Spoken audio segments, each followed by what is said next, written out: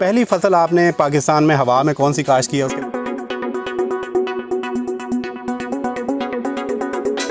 ये खुराक कहाँ से लेते हैं? क्योंकि ज़मीन में तो वो ज़मीन से खुराक लेता है, या हवा में लटक के या कहाँ से खुराक लेता है इसको? अस्सलाम वालेकुम फ्रेंड्स, एग्रीकल्चर ऑनलाइन के साथ मैं हूं फ़ारूक एजाज़ और आज एक बहुत ही ज़बरदस्त प्रोजेक्ट पर आपको लेकर आए हैं।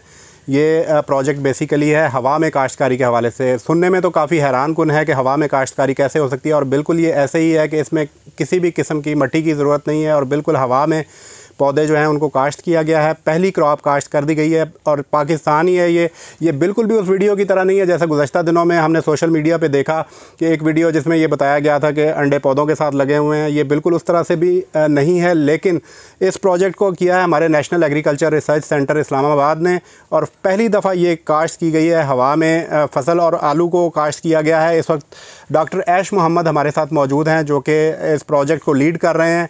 डॉक्टर साहब, बहुत शुक्रिया आपके वक्त का। डॉक्टर साहब, बेसिकली ये हवा में काश्तकारी है क्या, हमारे नाजरीन के लिए थोड़ा सा ये बताइएगा।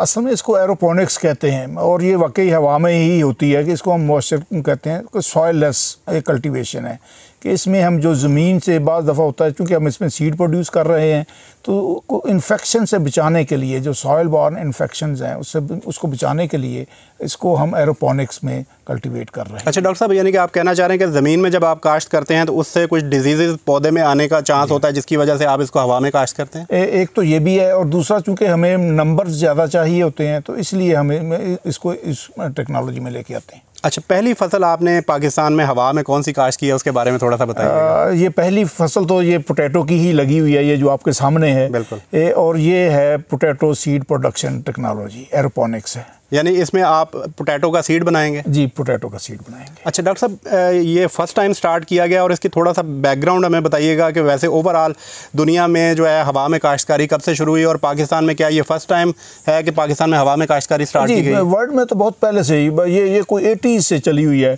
लेकिन हमारे यहाँ पाकिस्तान में ये फ़र्स्ट टाइम है कि भाई हम ये potato seed through aeroponics produce कर रहे हैं। ठीक है डॉक्टर साहब, ये बताइएगा कि क्या ये टेक्नोलॉजी महंगी है, आम किसान भी इसको इस्तेमाल कर सकते हैं या नहीं, और इसके क्या फ़वाइद क्या क्या हैं? यस कि लिटिल बिट एक्सपेंसिव, थोड़ी सी महंगी ज़रूर है, लेकिन इन द लॉन्ग रन जब इसके बेनिफिट्स आते हैं तो वो उसको उस कास्ट को कवर कर लेते हैं।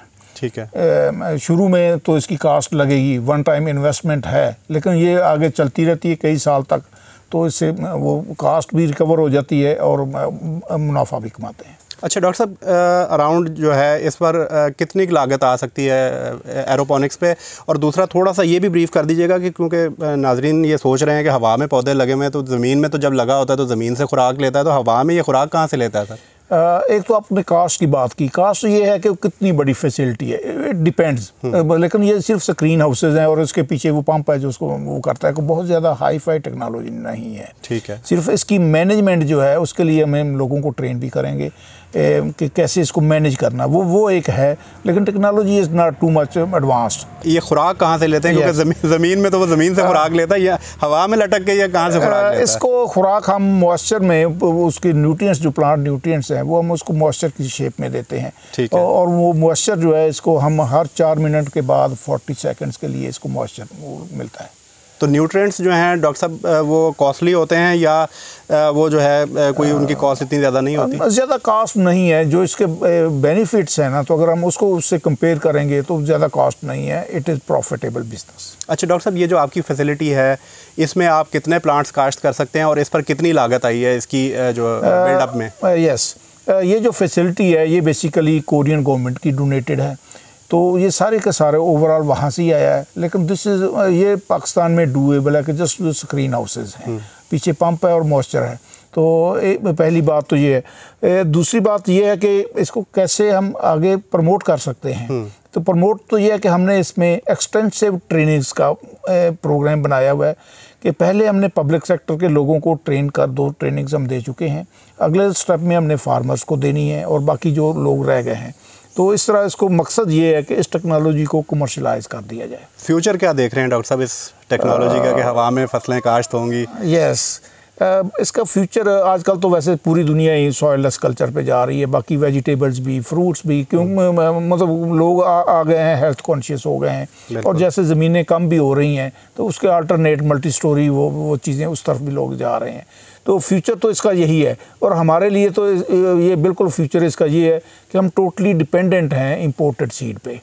तो इसलिए जो 4 लाख प्लस टन सीड हमें चाहिए सालाना, तो उसके लिए हमें खुद से कुछ करना पड़ेगा। बिल्कुल डॉक्टर साहब, पोटैटो के हवाले से हम बात करेंगे कि पोटैटो में बहुत ज़्यादा हम सीड इंपोर्ट कर रहे हैं, तो इस वक्त क्या फ़िगर्स क्या हैं कि कितना हम सालाना जो है वो सीड इंपोर्ट करते हैं, और कब तक जो है हम इस काबिल हो जाएंगे कि हम अपने मुल्क की सतह पर ही जो है वो सीड जो है वो बना कर वो किसानों को दे सकें, क्योंकि हुकूमत का भी विज़न यही है कि इंपोर्ट्स को जिस हद तक कम किया जा सके, क्योंकि हम ज़रूरी मुल्क हैं, तो हुकूमत भी ये कोशिश कर रही है कि जो है इंपोर्ट्स को, जो ज़रूरी इंपोर्ट्स हैं उनको कम किया जाए।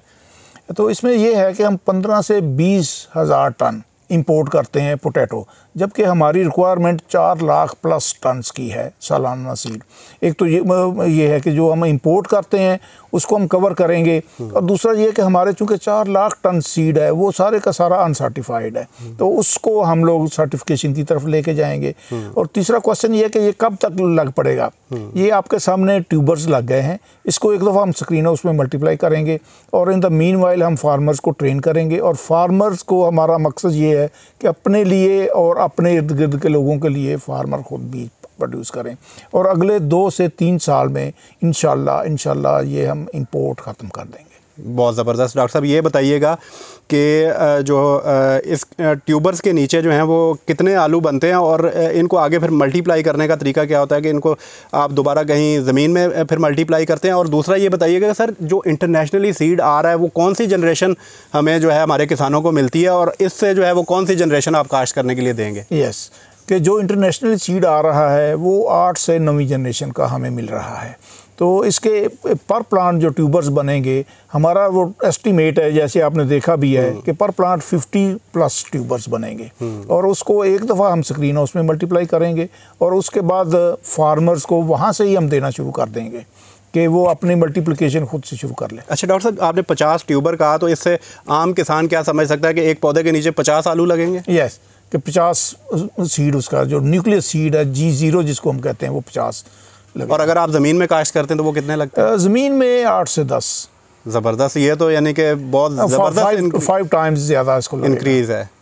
ज़बरदस्त। तो डॉक्टर साहब, आलू के बाद आप और भी कौन सी फसलें ऐसी हैं जो कि इस टेक्नोलॉजी के ज़रिए यानी कि हवा में काश्त कर सकते हैं, और नेक्स्ट फ्यूचर प्लान्स क्या हैं आपके? हमारा एक तो ये है कि ये पोटैटो चूँकि कोल्ड सीज़न में होता है, सर्दियों में हम इस फैसिलिटी में आलू उगाएंगे, और गर्मियों में हम एक्सपेरिमेंटल तौर पे इसमें जिंजर उगाने का प्रोग्राम हमने बनाया हुआ है कि वो टिश्यू कल्चर के प्लांट्स हमारे आएंगे, तो उसका राइजोम प्रोडक्शन के लिए हम इसको यूज़ करेंगे।